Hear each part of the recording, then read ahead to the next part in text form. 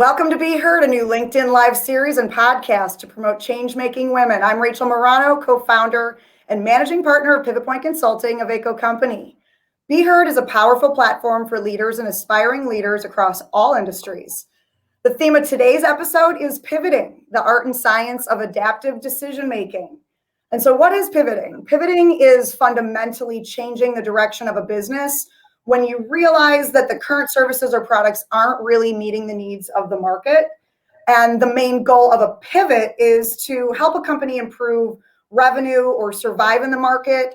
But the way that you pivot your business can truly make all the difference. And that's what we're going to focus on today. And our goal with this Be Heard series is to really give our audience meaningful takeaways through the stories, the insights, and the experiences of these change makers that we're highlighting and interviewing. So let's get started. We have Rachel Carpenter as our guest today. She is the CEO of INTRINIO.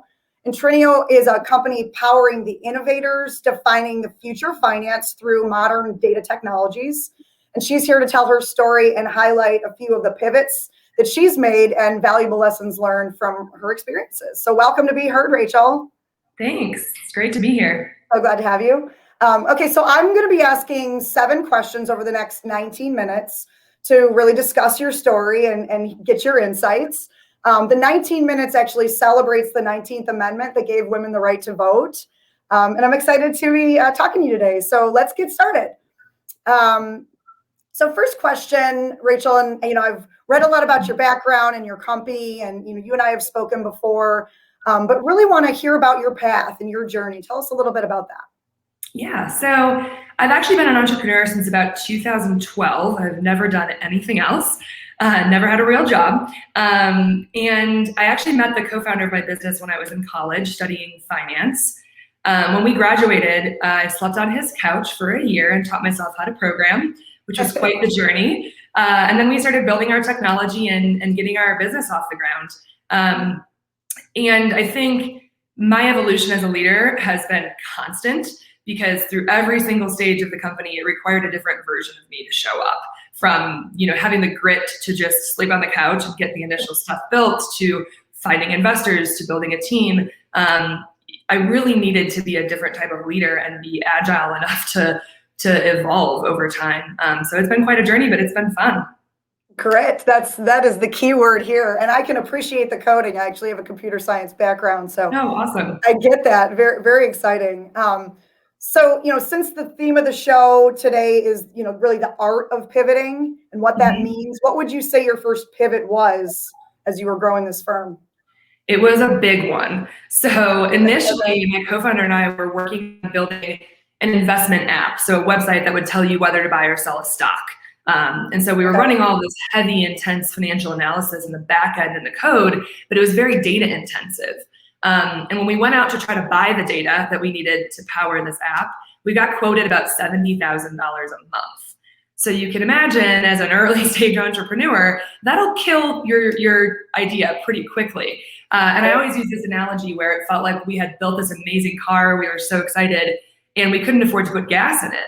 So we were just watching the car sit in the driveway. It was extremely frustrating. So this got us thinking, from a pivot perspective, we literally couldn't afford to continue with the original business model that we had. And so the interesting thing is that forced us to think, well, we've been trying to build this car. Maybe there's a bigger opportunity in the gas industry, which in finance is data, right? We couldn't afford the data. And so we pivoted into solving that data problem. We couldn't, even if we had wanted to continue building our investment app, we couldn't because we couldn't afford the data. So by default, we had to go pivot and solve that problem first. And it actually ended up being a really exciting business to be in. And when we stuck with that. And so now what we're doing is actually reinventing the data supply chain so that we can solve that problem for other people that are trying to build apps and tools in the investment industry. And so we're taking all this myriad sources of data from stock exchanges to the SEC, making sense of it and cleaning it and piping it through effectively. And so that was a pretty big pivot, but we were solving our own problems. So we knew that there was a better opportunity out there in the data world. That's interesting. So how did your the product pivot itself actually impact the buyers? So we had to find a new market. Yeah, an entirely new market. So Okay. the users of the investment app would have just been investors, retail investors that wanted to figure out, is Apple a strong buy or a strong sell? And so that's, kind of a retail, maybe some professional investors, but we pivoted completely into selling the data to the engineers that were building the tools for those types of investors. So totally different market. You're talking a retail investor all the way over to an engineer that might be building an app or building an investment platform or a mobile app to look at your stock portfolio. So now our buyers are both fintech companies that are building these tools and apps for investors and institutional investors that need these streams of data to build algorithmic trading solutions. Very interesting. So how did you approach really reimagining the product then? Ooh, man, that was a journey. So we had a lot of work to do. We basically fed a ton of data into a machine learning model over the course of a couple of years, which was painful. And we were trying to get our product out there. We were trying to have coverage of all US stocks, but we only really started with about 1,000 or 2,000, and there's over 10,000 US publicly traded companies. And so we actually pushed the data forward when we only had coverage of 1,000 or 2,000 companies. And so it was, what you think of as a minimum viable product. You want to get it in front of customers as fast as you can. If they're mad that you don't have coverage of all these stocks, it's okay because they're giving you feedback. You're learning which stocks people want data on. And so we priced it cheap enough to get that early interest and get that early feedback from customers, which was huge for us. Our data quality went through the roof. Our coverage expanded fast because we were getting it out there in front of customers. And that feedback loop is so important in the beginning when you're getting your product off the ground. We were able to learn and adapt pretty quickly and scale the business from there. Did you find that, instead of focusing on the perfection of the product and really trying to get it to that perfect end state, did you have a timeline? Like, tell me about that experience and how you got over some of those hurdles. Yeah, you can't be a perfectionist, I think, if you're going to be an entrepreneur, which I'm sure you know as well, right? I mean, yeah. It's all about getting a minimum viable product out there. And if you are waiting for it to be perfect, your company is never going to get off the ground. That perfection can be death for you in that sense. And right. So, but some people are perfectionists. I don't recommend they be entrepreneurs. Right. So yeah, I think you really can't be focused on that. You have to have the risk and the guts to just push it out there and be vulnerable and get that early feedback, knowing that it's not perfect, but that you're going to get great feedback and make it even better. Get started, get it out there, yes. Start moving, and then redefining from there. And paralysis by overanalysis, I think as entrepreneurs, we all want that first, vision to the clients being exactly what it should be or what we think it should be. And sometimes it doesn't work that way, but we get there. So that's excellent. Mm-hmm. This is great insight, and I love hearing about your pivots and your experiences here. What would you say your biggest failure has been, or failures, I guess, and what did you learn from that? That's a great question. It's a huge part of our culture is talking about failure. I think, especially women, we don't like to talk about it, but it's a great learning experience. So a few years ago, we had a very large asset management firm approach us, one of the largest ones in the world, and asked if we could just white label our entire data platform for them. Oh, wow. And of course, this was very exciting, right? We've said this is a huge opportunity. This huge asset firm has asked us for this. But at the time, it was only them asking for it, right? Not a lot of validation and a very specific use case that they wanted. And so we started down this path, just so excited that this firm was interested in us as a small startup. And we spent a couple months of time designing and building out a wireframe for how to kind of white label our platform. It took a couple engineers a couple months to focus on this. And at the end of the day, they decided to build it in-house, which they have a lot of money, right? They could just hire somebody to build something specific for them. They just figured that would be easier. And of course, that is a viable solution for them. We should have seen that coming.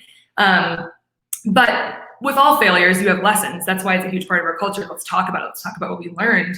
And I think the biggest thing we learned in this scenario was the importance of staying laser focused on your core competencies. We were not in the business of white labeling data infrastructure. We were a data provider. And so staying true to the one or two things that you do exceptionally well is the only way that you're going to survive in business. And so we're lucky we caught it when we did. It wasn't necessarily a pivot. It was just a project we started and we went right back to our core business and saying, we've got to stay focused on what we do best, and shiny pennies and distractions can be deadly for you. Yes, they can. We're not trying to be all things to all people, right? We focus on the core, focus on what we're great at. Mm-hmm. Sometimes that's hard when you're getting started, or when you want to expand, or when you're an entrepreneur that's willing to take risk and you're eager to align to different things. But I think that's really good advice. Yeah. Absolutely. So what would you say inspires you the most then? I would have to say my team. Okay. I always say that I hire people that are wildly smarter than I am, and then they tell me what to do most of the time. But I mean, they are just absolutely brilliant. Partly kudos to them for just their brain power and intuition, and also the environment that we've created to give them the space to experiment and fail. When you take really smart people and you give them that kind of bandwidth to fail and experiment and innovate, they move fast, they break things, but they develop some incredible products. And so I think they inspire me every single day. They surprise me, and it's partly the culture we built, partly just building a really great team around you. It's fun to come into work every day with them. They keep me excited about what we're doing. That's great. Making a career of hiring people smarter than yourself is definitely a great way to do things, I think. It has certainly worked for me. Yes. And certainly in analytics and data and tech, there are so many brilliant minds, and collaborating with those folks and really letting them drive things forward, and you guide that. It's a great way to lead. So that makes sense. What's something that's inspired you from a book or podcast? Do you have a favorite book, or for our listeners, something that you could recommend to them? I do. My favorite book that has made the biggest impact on me as an entrepreneur was 0 to 1 by Peter Thiel. And I highly recommend it for anybody that is thinking about starting a business or pivoting out of a corporate career into starting a business. It's a really important read. It discusses kind of the singular ways that we can create new things. But what was more impactful for me in this book was the concept of a personality being either a 0 to 1 personality, or a 1 to N, out into the future personality. A 0 to 1 is somebody who can start from nothing and create something, just get it off the ground. And a 1 to N is somebody who's probably a little more organized, more of a perfectionist, but more of a manager kind of a mentality. And it is very unique to be a 0 to 1. It's painful, it's rigorous to be that kind of a personality. But it was like reading a diary for me when he was describing what is a 0 to 1 personality. And don't start a business if you're not in that mindset and have that type of a personality. So really great read in kind of self-discovery of what your personality type is, and are you really prepared to deal with what it's going to take to get a business off the ground. Really great read, whether you're a 0 to 1 or not. He talks about both sides, so I recommend. Great read. Can you shift from a 1 to N to a 0 to 1, or back and forth, or are you just in what you are in? I think in cases you can. There's a lot of differing opinions out there on this. I don't think it's very common because the grit and the not needing to be a perfectionist, some of those things are really deep rooted inside of who we are and our personalities. But that's not to say that there aren't people out there who can rip those roots out and change them. Interesting. Well, I will definitely have to read that, and we will include that in the podcast information. So what's the single most important question leaders should ask themselves, do you think? Oh, that's a great question. There's a lot, but I think someone said this to me recently. I can't take the full credit for it, but are you willing to continue passing out drinks on the airplane when there's turbulence? This was said to me recently, and it really rang true. In any entrepreneurial journey, it's any leadership journey actually at all, it's going to be turbulent. It's going to be a roller coaster. You have to put your happy face on no matter how bad things are, or how stressful things are, how worried people are, and just keep passing out the snacks and being the cheerleader. It can be really hard to summon that and bring it forward for your team, but you've got to find a way to do it when things get rough. And so are you willing and able to do that? Are you the one that needs to be comforted? Because a lot of times there isn't anybody that can comfort you, and you have to be that face for the company. So that is an important question to ask. That is the perfect visual and metaphor. I absolutely love that you framed it that way. And I've said this before, is that when the flight attendant is walking around and passing out snacks and it's turbulent, you don't worry, right? But if they're seated with the belt on, okay, maybe there's a problem. And you worry. So, absolutely. That's the first thing you're doing when the turbulence happens. So I think this is really good advice. I love the concept there. So as we're wrapping up here, Rachel, this has been great. What's your favorite word and why? This is a ridiculous one, but I promise there's some reason behind it. I was reading an article recently and discovered the word pigloo. Okay. And it turns out there's these feral pigs that are moving north and finding ways to survive in environments they shouldn't by creating igloos for themselves, and they're calling them pigloos. Ridiculous, hilarious. But when I was reading this article, it really demonstrated nature's adaptivity as these animals are migrating to colder temperatures. And that adaptivity is so essential, whether you're pivoting, whether you're finding your way navigating through a pandemic. We've spent the entire last year having to be adaptive. And so I was reading about these pigs and I'm like, we're all kind of in this scenario right now with how wild the last year has been. But it's important to reactively adapt, but also proactively look at ways that you may need to adapt in the future and maybe you need to pivot. And I guess we can learn a lot from pigs. So, yes, we sure can. We will definitely get that article link from you and we will include that for our audience. I can't wait to read that. That sounds really interesting. Yeah. Well, thank you so much, Rachel. I know we're pretty much at time here. Really appreciate your experience, your insights, your thoughts. Very excited to hear about your company and the growth with it and wishing you all the best in your continued success as a CEO and entrepreneur. Pivoting, the art of science and adaptive decision making. We'll be talking more about these concepts on this show as we continue. And really thanks to everyone who's tuned in our audience and our Changemaker listeners. We'll be also including the recommendation on the book. So tune in next time for a conversation with Alexa Konstantinos, Vice President of Marketing at Cover My Meds. This is a company dedicated to helping patients get to the medication that they need to live healthy lives. And that will be on March the 9th, same time. And we'll see everybody next time. Thank you so much for joining us on the Be Heard series.